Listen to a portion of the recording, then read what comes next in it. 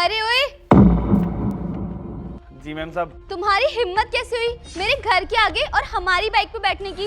और वैसे भी तुम्हारी ड्यूटी तो सामने वाले अपार्टमेंट में है ना, फिर यहाँ क्या कर रहे हो? अरे दीदी, वो सामने ना देखो धूप आ रही है, तो बस यहाँ छाया थी तो इसलिए मैं यहाँ बैठ गया। ये सही है तुम लोगों का, यहाँ पे बैठो आराम से और फिर कचरा फैला दो इतना। कचरा? लेकिन मैडम ये कचरा मैंने नहीं किया, मैं तो बस चुपचाप से यहाँ पे बैठा था। वो सब मुझे नहीं पता कि ये कचरा किसने किया है, तुमने किया है या फिर किसी और ने किया है, लेकिन अगर तुम यहाँ बैठे हो ना तो ये सफाई भी तुम्हें ही करनी पड़ेगी। लेकिन दीदी आप एक बात सोचो तो सही, ये कचरा जब मैंने किया ही नहीं तो फिर मैं यहाँ पे सफाई क्यों करूँ? और वैसे भी मेरी ड्यूटी तो सामने है ना, मैं तो बस यहाँ पे थोड़ी देर के लिए बैठने आता हूँ। देखो सुनो मेरी बात, अगर तुम यहाँ पे बैठोगे ना तो ये कचरा तुम्हें साफ करना पड़ेगा, वरना एक काम करो वहीं धूप में जाके बैठो, समझे? अरे क्या हुआ, इतना क्यों सोच रहे हो? केवल थोड़ी सी झाड़ू ही तो लगानी है, लगा दो ना। ठीक है, लगा दूंगा। रुको 2 मिनट, मैं झाड़ू ला के देती हूँ। ये लो झाड़ू।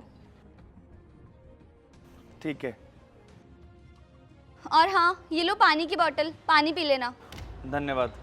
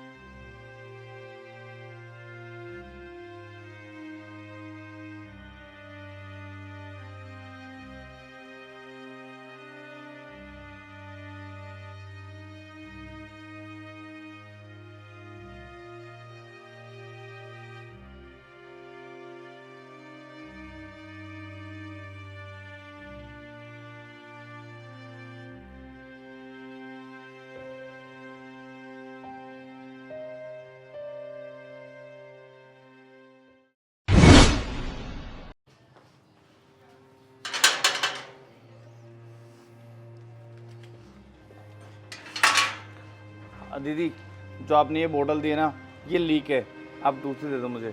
अच्छा ठीक है, तुम 2 मिनट रुको, मैं दूसरी लेकर आती हूँ। ये लो बोतल। Thank you. अच्छा रुको, ये लो, तुम्हारे पैसे भी लेते जाओ। पैसे? लेकिन ये पैसे क्यों?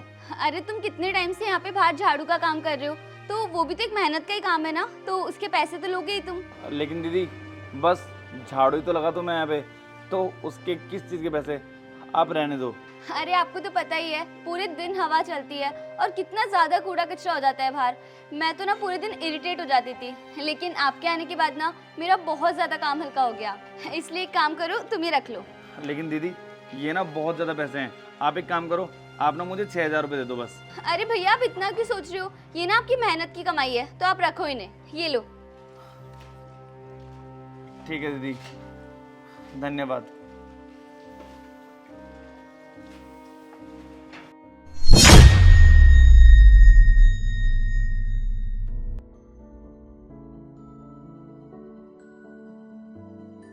आलिया तेरा दिमाग खराब हो गया, एक झाड़ू निकालने के 15,000 रुपए दिया है तू। अरे मम्मा, उन्हें ना पैसों की जरूरत थी, इसलिए मैंने उन्हें 15,000 रुपए दिए हैं। अच्छा, उसको जरूरत थी और तू दिया ही? वो मम्मा, मैं ना अभी मार्केट से आ रही थी ना, तब मैंने उन्हें फोन पे बात करते हुए सुना। माँ, मैं इस बार गांव में नहीं आ पाऊंगा और इस बार तो मैं पैसे भी कम भिजवाऊंगा, क्योंकि आपसे मिलने में जब हॉस्पिटल आया था तो 2 दिन के पैसे सेठ जी ने काट दिए थे। ठीक है, फिर भी आप चिंता मत करो, मैं कहीं ना कहीं से पैसे कर लूँगा। माँ, 7,000 रुपये मिलते हैं मुझे और मैं उनकी आपकी दवाई लेके आ जाता हूँ। आप बिल्कुल भी चिंता मत करो, मैं कहीं ना कहीं से पैसे कर लूँगा। ठीक है। हे भगवान, अब मैं पैसे कहाँ से लाऊं माँ की दवाई के लिए? बस मम्मा, इसीलिए उनकी माँ की तबीयत ना कुछ ज़्यादा ही ख़राब थी और मैं उन्हें डायरेक्टली पैसे देती तो वो कभी भी नहीं लेते। और माँ तो माँ होती है ना, कोई बेटा अपनी माँ को ऐसे बीमार कैसे देख सकता है। अब वो भी मजबूर थे, उनके पास कोई काम नहीं था और इस नौकरी में उन्हें कितने ही पैसे मिलते होंगे और उन्हें ना अभी पैसों की बहुत ज़्यादा ज़रूरत थी। तो इसलिए मम्मा, मैंने ना उसे अपने घर के बाहर झाड़ू लगाने के लिए बोल दिया, क्योंकि अगर मैं उसे बिना काम करे पैसे देती तो शायद उसके स्वाभिमान को भी ठेस पहुंचता। कि उसने कुछ काम भी नहीं किया और उसको फ्री के पैसे मिल रहे हैं। और आप तो जानते ही हो ना कि जो गरीब लोग होते हैं ना, ये बहुत खुददार होते हैं, ऐसे तो वो पैसे लेते नहीं। तो बस इसलिए मैंने सोचा कि अगर वो झाड़ू लगाएंगे तो कुछ काम भी कर लेंगे और उनको पैसे मिलेंगे तो उन्हें अच्छा भी लगेगा कि उनकी मेहनत के पैसे हैं। मम्मा, मैं ना उनकी मदद तरस खा के नहीं करना चाहती थी, और वैसे भी भगवान ने हमें इस काबिल बनाया है कि हम उनकी मदद कर सकते हैं, तो फिर हम लोग क्यों पीछे हटे। तो इसलिए मैंने सोचा कि डायरेक्टली नहीं तो इनडायरेक्टली मैं उनकी मदद कर दूं, बस इसलिए मैंने ये सब किया। अरे वाह बेटा, तू तो बहुत समझदार हो गई।